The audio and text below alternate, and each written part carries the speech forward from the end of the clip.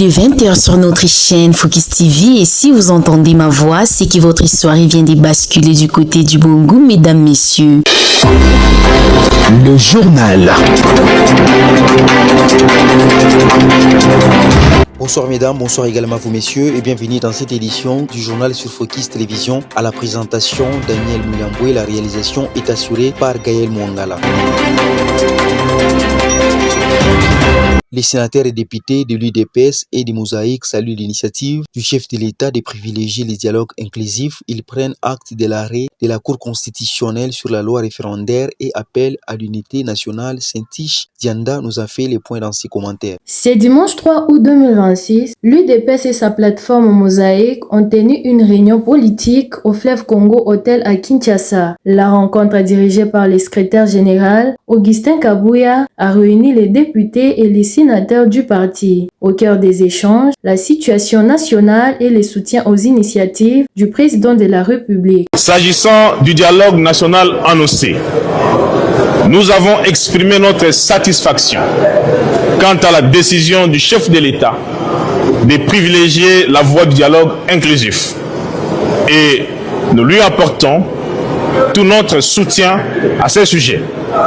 Au demeurant, nous avons unanimement décidé d'attendre la publication de l'ordonnance portant convocation du dialogue avant tout commentaire. Dans cette déclaration, le parti présidentiel apporte son soutien au dialogue national annoncé par le chef de l'État. Il prend acte de la décision de la Cour constitutionnelle sur la loi référendaire. Les élus réaffirment par ailleurs leur engagement en faveur de l'unité nationale. Les travaux se sont clôturés par une déclaration commune d'unité au sein de l'UDPS et des Mosaïques. Actualité, en bref, Mouepou Moukena, principal suspect dans les décès d'Evali Amissi, a été transféré de Brazzaville à Kinshasa après son arrestation à Brazzaville. Remis aux autorités judiciaires congolaises, il devra répondre aux besoins de l'enquête en cours. Le ministre de la Justice, Guillaume Ngefa, a salué cette opération et la coopération judiciaire entre les deux pays, la qualifiant d'étape importante dans la manifestation de la vérité.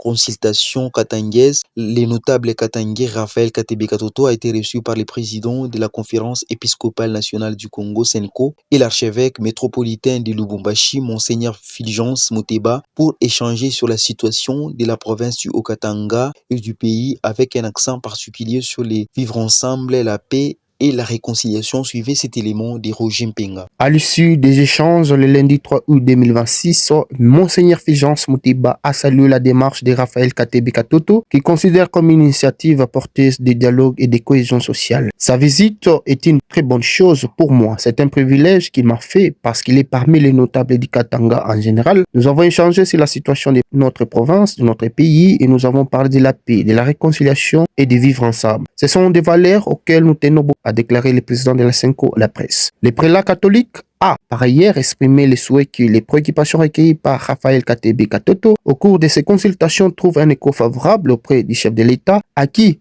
elles sont destinées. Cette audience s'inscrit dans le cadre des consultations menées depuis plusieurs jours à Lubumbashi par Raphaël Katoto. Terminons cette édition du journal par la sécurisation des zones minières. Le président de la République, Félix Antoine Tshisekedi Tshilombo, réaffirme la sécurisation des zones minières du Grand Katanga comme priorité lors du réunion stratégique avec le gouverneur du Haut-Katanga, du Lualaba, du Olomami et du Tanganyika. Suivez cet élément des Grâces Kibasa. Le président de la République a réaffirmé sa volonté de renforcer la stabilité dans les principales provinces minières du pays afin de préserver la paix sociale et de garantir un climat favorable aux investissements essentiels à l'économie congolaise. Lors d'une réunion consacrée à cette question, il a souligné la persistance de l'insécurité, des tensions communautaires et des conflits coutumiers dans plusieurs territoires du Grand Katanga. Selon les chefs de l'État, les problèmes menacent à la fois les populations locales et la poursuite des activités économiques. Il a ainsi insisté sur la nécessité de sécuriser les sites miniers pour maintenir la confiance des investisseurs, assurer la continuité de la production et protéger les infrastructures stratégiques.